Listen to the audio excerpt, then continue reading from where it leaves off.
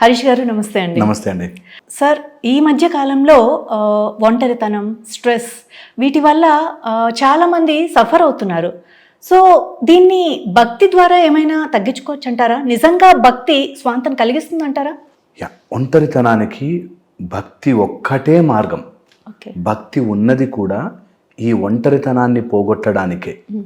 నాకు తెలియకుండా ఒక ఫోర్స్ నన్ను ఎప్పుడూ నాతో పాటుగా కాపాడుతూ వెంటాడుతూ ఉంటుంది, నా వెనకాలే వస్తూ ఉంటుంది అన్నది భక్తి ఒక్కటే నేర్పిస్తుంది. మీరు నమ్మరు, రోడ్డు మీదకి ఇన్నిసార్లు వెళ్తాం కదా, ఏ రోజు యాక్సిడెంట్ కాకుండా ఇంటికి వస్తున్నాము అంటే, ఏ రోజు మనకి ఏమీ జరగకుండా ఆ నిర్దిష్టమైన టైం ప్రకారము మన లైఫ్లో అన్నీ జరుగుతున్నాయి అంటే అది నిజంగా సమ్ ఫోర్స్ మనని కాపాడుతూ ఉంటుంది. ఓకే. ఎప్పుడైతే మనం దీన్ని నమ్ముతామో నిజంగా మన లైఫ్లో వచ్చే ఆ హర్డిల్స్ తగ్గిపోతాయి, డ్రాస్టిక్గా తగ్గిపోతాయి. ఇక సమయం అయిపోయి వాళ్ళకి తప్పదు అనుకున్నప్పుడు తప్ప 99% ఒక ఫోర్స్ నీ సమయం వచ్చేదాకా నిన్ను కాపాడుకుంటూ ఉంటుంది. ఓకే, నిజము కూడా అదే. మనం ఎప్పుడూ ఒంటరి కాదు. మనని ఒక యూనివర్సల్ ఫోర్స్ ఇన్ని రోజులు నీ లైఫ్ రా ఎంత డిక్టేటెడ్గా ఉంటుంది తెలుసా. మన ఊపిరి ఎన్ని కౌంటో రాసి ఉంటుంది, అన్నిసార్లు ఊపిరి తీసుకుని రావాలి అని. సో మనము సపోజ్ 1,00,000 సార్లు ఊపిరి తీసుకోవాలంటే ఆ 1,00,000 సార్లు ఊపిరి కోసం పైపులు ట్యూబులు పెట్టైనా సరే బతికిస్తుంది. ఓకే. సో నిజంగా కూడా భగవంతుడనే ఒక యూనివర్సల్ ఫోర్స్ మనని నిరంతరం అలా చూస్తుంది. You are never alone. ఒంటరి ఎప్పుడూ కాదు. ఓకే, ఇది ఫస్ట్ బేస్ లైన్ అర్థం చేసుకోవాల్సి. దీని పైకి వెళ్దాం ఒక స్టెప్. ఓకే, ఈ ఒంటరితనము కానీ దీన్ని భక్తితో ఎలా సాల్వ్ చేసుకోవచ్చు అన్నప్పుడు నవవిధ భక్తిగా చెప్తారు, స్థాయి భావన చెప్తారు. ఓకే, భావాలతో పాటు మన భక్తిలో కూడా డిఫరెంట్ టైప్స్, శ్రవణ, కీర్తన, మనన, నిధిధ్యాసన, ఇట్లా రకరకాల భక్తి మార్గాలు. భక్తి వల్ల ఏమవుతుందంటే నేను నా లైఫ్ కంప్లీట్నెస్ని నేనే డిజైన్ చేసుకోని అవసరం లేదు.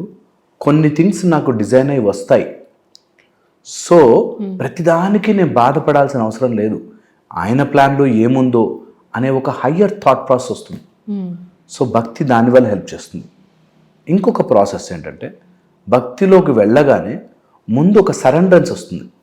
నేను నా ఇగోని పక్కన పెట్టి ఒక సరెండరెన్స్ దానికి వస్తే ఆటోమేటిక్గా మనకి జరిగే సిచ్యువేషన్స్ మనం అబ్జర్వ్ చేస్తాం. ఎందుకు జరిగి ఉంటుంది ఇలాగా అనేది మనలోంచి బయటకు వచ్చి ఆయన ఏ ఉద్దేశంతో చేయించాడో అనే దాంట్లోకి వెళ్తాం. నిజంగా తెలుసా, మీరు నమ్మరు, భక్తి కరెక్ట్గా ఉంటే ప్రహ్లాదుడు సైతం నన్ను ఇన్ని రోజులు కాపాడుతుంది ఎవరనుకున్నావు అని అడుగుతాడు. ఆ హరి వచ్చి నన్ను కాపాడుతాడా అని హిరణ్యకశిపుడు అంటే, మరి ఇన్ని రోజులు నన్ను కాపాడుతుంది ఎవరనుకున్నావు? బైలక్ ఏదో ఛాన్స్లో బతికేసా అనలే, నిజంగా హరి కాపాడాడు అని నమ్ముతారు. భక్తి అంటే అలా ఉండాలి. సాలిడ్ ఫార్మ్ ఆఫ్ భక్తి ఎప్పుడు కూడా మనని ఒక టైప్ ఆఫ్ ఈగోని పక్కన పెట్టి మన నుంచి ఒక పర్సన్ సపరేట్గా వచ్చి మనకే చెప్తే ఎలా ఉంటుందో అంత ఆలోచన వస్తుంది. కొన్నిసార్లు అయ్యో నాకు కష్టం వచ్చేదానికంటే ఈ కష్టం నుంచి నేను ఏం నేర్చుకోవాలో, ఈ ప్రాబ్లము నన్ను ఇంకా నా భగవంతుడికి ఎంత దగ్గర చేస్తుందో అనే ఆలోచనలోకి వెళ్తాడు. భక్తి ఎప్పుడు కూడా some kind of non believe thing దగ్గర ఆగుతుంది. ఫర్ ఎగ్జాంపుల్, నీకు రామారామ అనుకుని కూర్చో, రాముడు అనే వ్యక్తి వస్తాడు అనగానే ఎన్నిసార్లు కౌంట్ చేయాలి, రామారామ అని ఎంతసేపు అనాలి, రోజుకు 108 సార్లు అనాలా, ఈ జపమాల ఏమైనా ఉంటుందా, ఇవన్నీ పక్కన పెట్టి ఆయన రామ్ రామ్ అంటూ కూర్చున్నాడు. అది భక్తి. భక్తి అంటే అసలు కనిపిస్తాడో లేడో అని అనుకున్న వెంకటేశ్వర స్వామి మీద 32,000 సంకీర్తనలు చేశాడు. భక్తి. అన్నమాచార్యుడు భక్తి. మీరాబాయి భక్తి.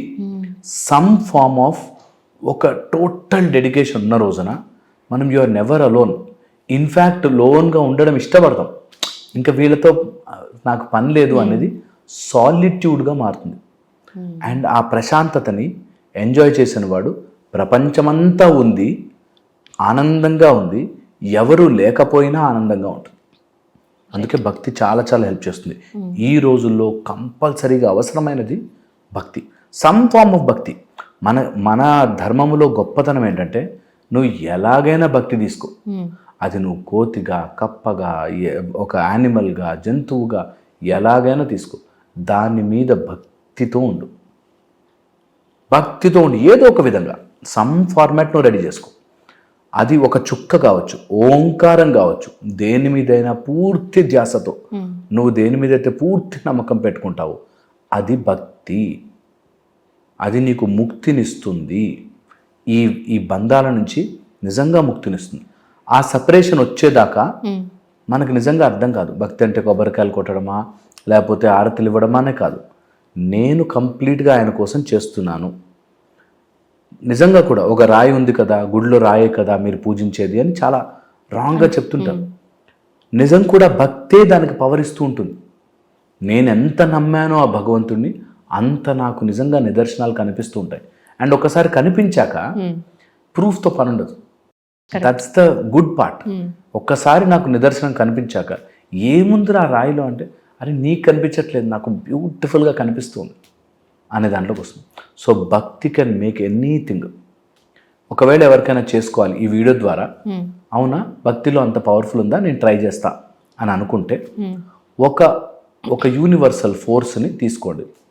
అది మనకి ప్రైమార్డియల్గా బ్రహ్మ, విష్ణు, మహేశ్వర, అంతకంటే ముఖ్యంగా మహేశ్వర శివ కానీ విష్ణువు కానీ, వీళ్ళిద్దరికంటే ఇంకా స్ట్రాంగ్ ఫోర్స్ అనుకుంటే అమ్మవారి స్వరూపంగా శాక్తేయముగా, శైవము, వైష్ణవము, శాక్తేయము, గాణపత్యము, గణపతి మార్గం ఏదైనా నిజంగా అన్నిటికీ మూలము.